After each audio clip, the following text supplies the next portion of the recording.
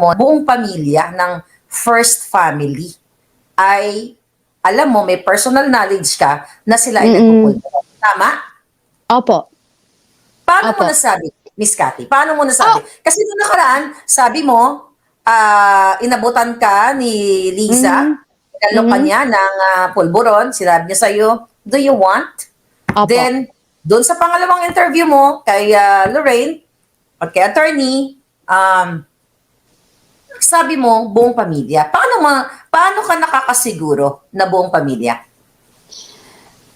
Kasi kaibigan po ng anak ko yung anak nila. Oh my God. So, May that's connection. may connection po. At saka again and again, public po. Naging kaibigan ng anak ko. And it's sad to say, like, one of my kids, when I left for US, para umiwas po sa pangbubuli nila and everything, and para hindi madama yung pamilya ko, umalis po ako. Pag alis ko, sinabihan ko pa yung anak ko, anak, wag kang mag-iingat ka ha, kasi for sure they will hurt you, they will do something to you para masaktan ako. Wag kang makakagat sa bait. There's a lot of things happen to me. 'Di ba? Parang kaya ako ngayon lumalabas. Hindi ako naghihigante. Natatanong mo lang ako, so these are the truth. Alam mo yon. So, nung nalaman ko, kasi I'm wondering, I was like, when I was in the States, I was asking my daughter to do certain things. Hindi niya nagagawa. Tapos nabarkada siya.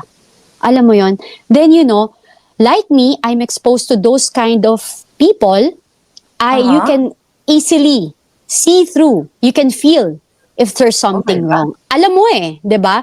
So, what I did, pinasundan ko yung anak ko. Naghumingi ako ng tulong sa mga kaibigan ko, mga kaibigan natin dyan, na please, pakiguide yung anak ko.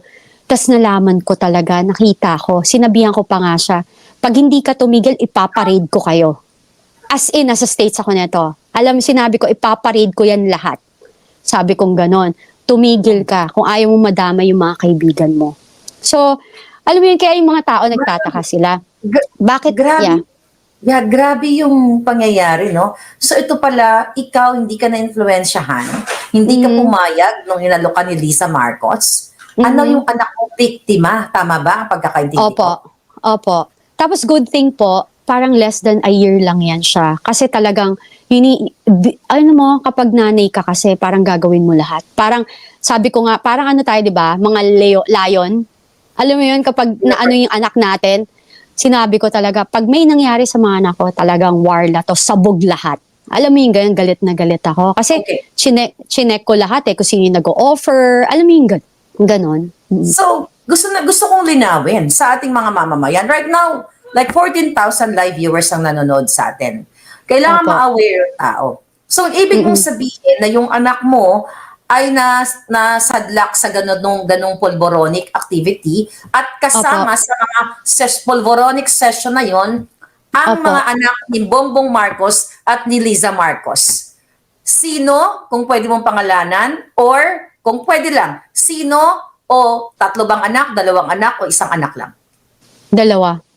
Pero hindi ko papangalanan muna. Wow. Pero pag nag-comment siya, sabihin ko. Pag alam niyo yun. Pero alam na nila yun. Alam mo, Maharlika, public yan. Public yan. Sobrang public yan. Maniwala ka sa akin. Kaya I'm calling all those people na, alam mo yung nabiktima ng kayabangan ng mga whoever, yung lahat ng binabanggit ko, lumabas kayo. Lumabas kayo lahat. Kasi marami naman nabubuli because of their fame, power, and money. Yeah. Yun. Sabi ko nga, I don't know kung na-mention ko nung nag-interview tayo, nung May 9 kasi, mayroon siyang isang anak, isa sa anak niya, na talagang naka-face-to-face ko siya. At alam mo, binidyohan ko siya, sabi ko, mag-greet ka sa aking mga palangga, sa mga followers. During that time na hi na hi siya, hindi lang ako sure kung ano yung tinira niya. Hi na hi, I can tell kung sino ang normal at sino ang hindi. So, maaaring isa yun, no? Yung napag-usapan natin behind the scene.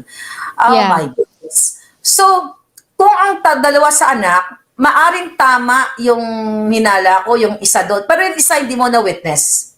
Hindi. Hindi na-witness ng anak mo. Hindi. Hindi, yung isa. Yung iba. Yun yung isang batang yun na somehow na yan sa isipan ko din. So, yung anak mo kasama sa session based on yung naikwento niya sa'yo, itong dalawang anak ng presidente at ng itong Lisa Tanas? Oo, nakakasama niya. Nakakasama niya talaga. Ano Alam yung mo yan? kwento niya sa'yo? Ano yung kwento niya sa'yo, Miss Kat? Yung kwento niya sa akin is very, very simple. Parang, kasi mami, lakas naman talaga eh. Alam mo yung ganon. Sabi niya nga sa akin, mami, thank you for naialis mo ako doon. I'm so sorry for what happened, you know. Kasi talagang nagalit ako. Kasi sabi ko sa kanya, you know that for a fact na ang dami nating dinadaanan, tas ba't ka pumasok sa ganyan? Alam mo yon. And, you know, alam mo, things happen. Sabi ko nga, ang nakakalungkot lang kasi, yung magulang ka na ito-tolerate mo. I guess, if you're doing it kasi talagang okay lang din, nagiging normal, di ba? Parang ako kasi hindi abnormal yan eh. Sabi ko nga sa'yo, hindi ko magets eh. Bakit ang daming pera, sikat na, kabubuhan na magte-take ka ng ganyan. Feeling la social sila kasi nagpopolboronic sila. Katangahan ho yan. Kayo po yung pinaka-cheap for me kasi you're doing that. Kasi dinidegrade niyo yung pagkatao niyo by doing it. Yun. I'm so happy din, no? Kasi yung anak mo, naialis mo sa ganung kadiliman. Okay? Opo.